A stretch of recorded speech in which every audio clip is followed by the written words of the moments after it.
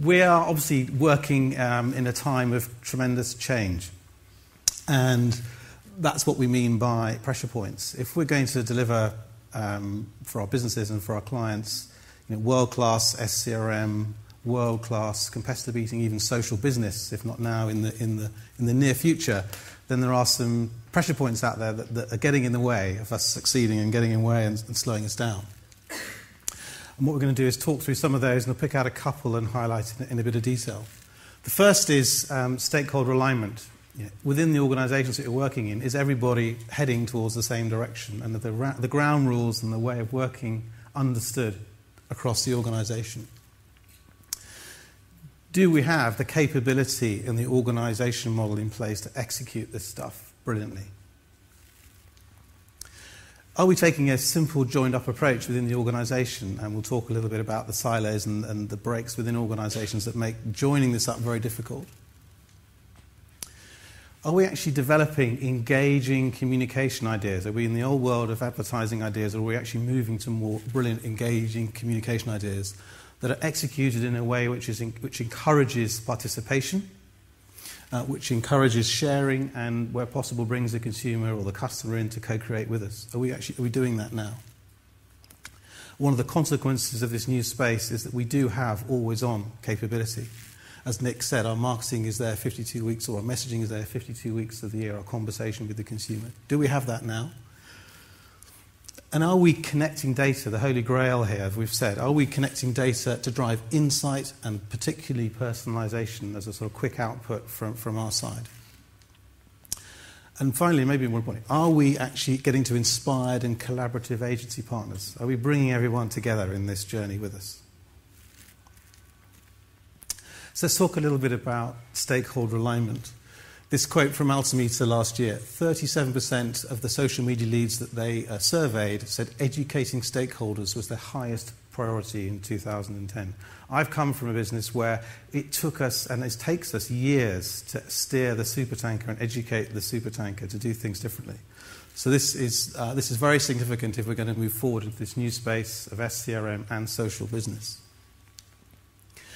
Take some examples. Do people in the organisations that we're working in, do they care about the 80-20? Does that actually reflect in the way the businesses are organised and the way that we drive for profit? Do they care at all about the 1-9-90? They've heard about it, but actually doing anything different as a result of the 1-9-90? So that would be good evidence of stakeholder alignment. Is there a burning platform in the business? Are our competitors doing things ahead? Are we clearly looking behind? Or is there other factors? We've just hired some young gun and he or she is encouraging us to think differently. Is there a burning platform there that's pushing things forward? Commitment to changing the bought, owned, earned mix. This is probably, again, a real critical one in the short term as a catalyst for change. Should we be actually heading towards OBEs, especially for us as players in the organisations?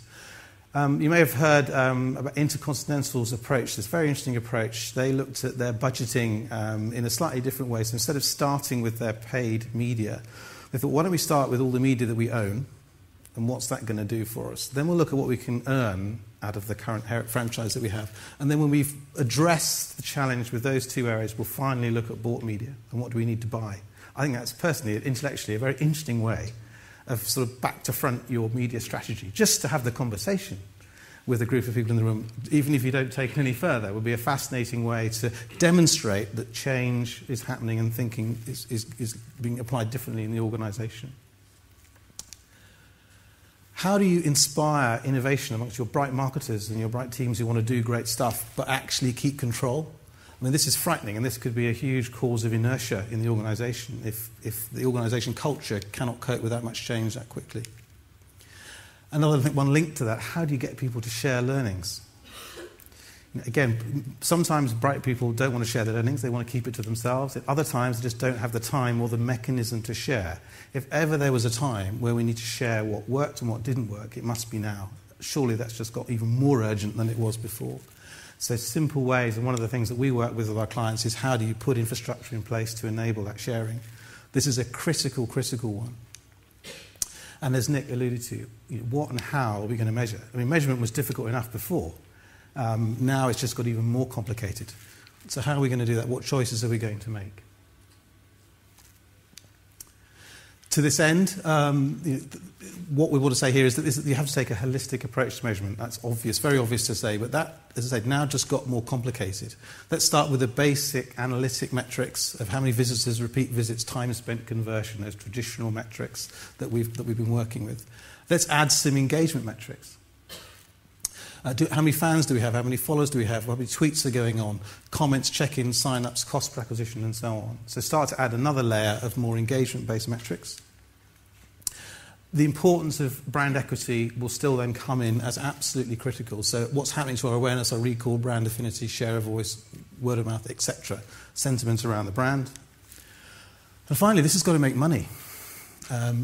What's our ROI, what's our sales lift, what's our net promoter score if that's relevant to your organisation. So one of the challenges in the business I was in recently was very much we are very strong on measurement, always have been very strong on measurement and evaluation. But clearly the organisation could go into paralysis if you throw too many metrics about. Now from a direct marketing perspective, we understand that better than anybody. In some organisations, you can see everything on a dashboard in front of you. In other organisations, and drinks and retail is a good example, you don't have that footprint of the consumer behaviour, so you've got to make some assumptions. So actually, getting to grips with what are the critical measures, what things are going to inspire us to reinvest, it's probably one of the critical criteria. What basis are we going to make reinvestment decisions next year? That's clearly critical. And also, what is this doing to sales? So we have to get to grips there. And I think one of the dynamics in this conversation, once the lower end of this is kind of is our media strategy, is our creative strategy, what's happening there, is it interesting, is it connecting with consumers? But equally as important is the throughput to sales and the pieces of the organisation that were much more interested in the sales line and how this work is affecting sales. Capability and the organisation model. This is a fascinating one. 75% of CMOs plan to rearrange their teams in 2011. That was Forrester.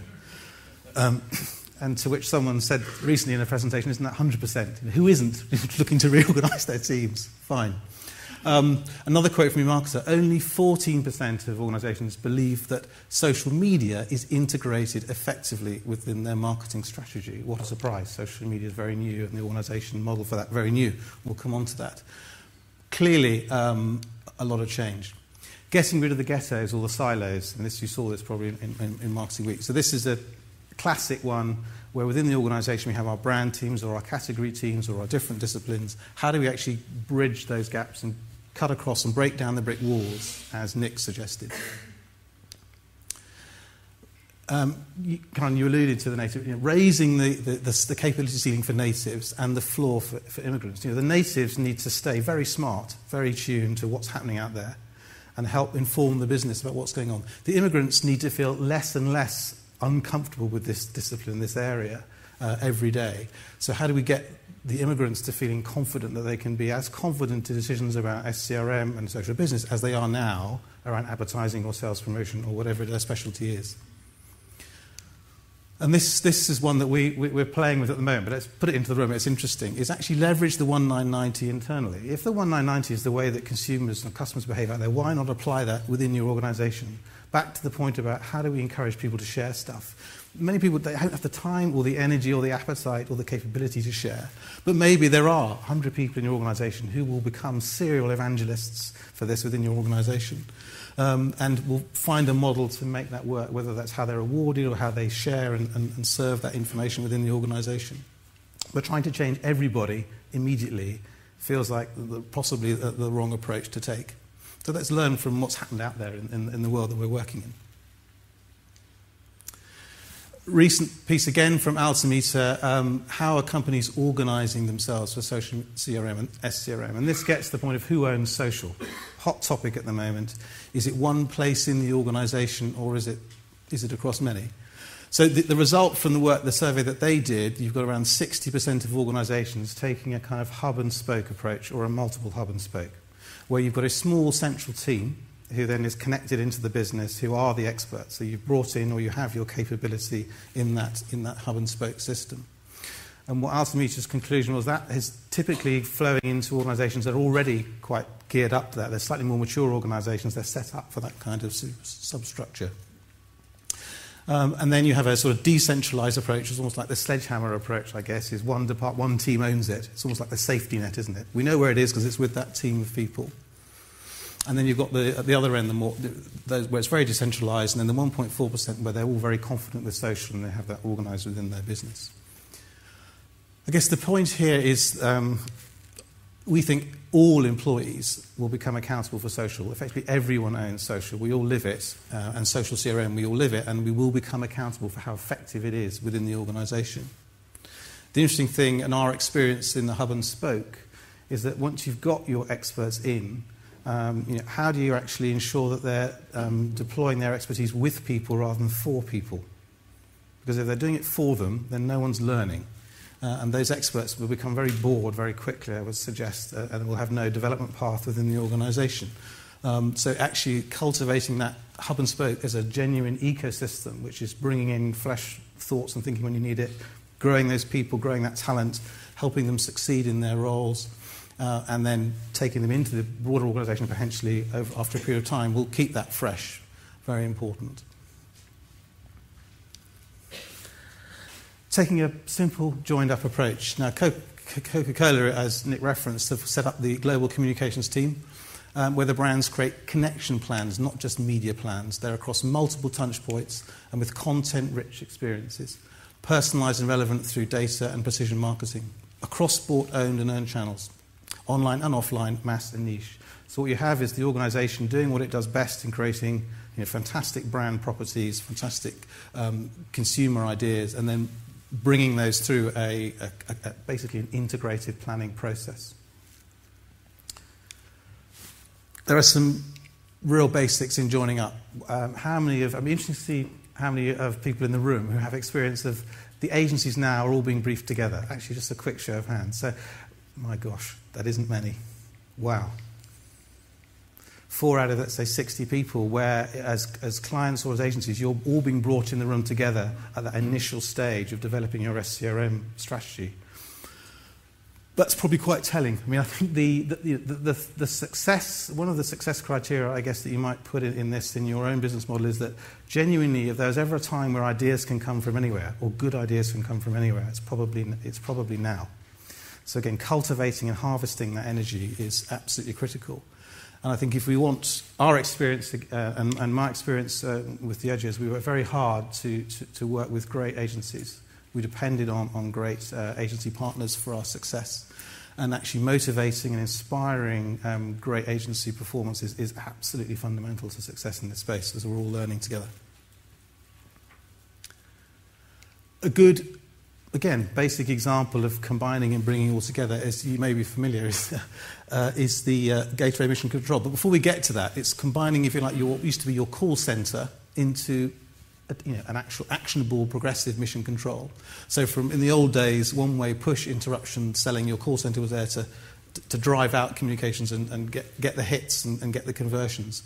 To now, a company like Gatorade, who took the initiative, I'm sure many of you are aware, of creating as a mission control centre in their Chicago office. So plumb in the middle of the marketing function, this pod arrives, screens go up, and what you're doing is monitoring all the Twitter feeds and all the conversations about the brand 24/7, throwing those out as real-time dashboards, passing that on immediately to people who can then act. So you're not just taking the information in, you're listening at one end and then you're acting at the other end.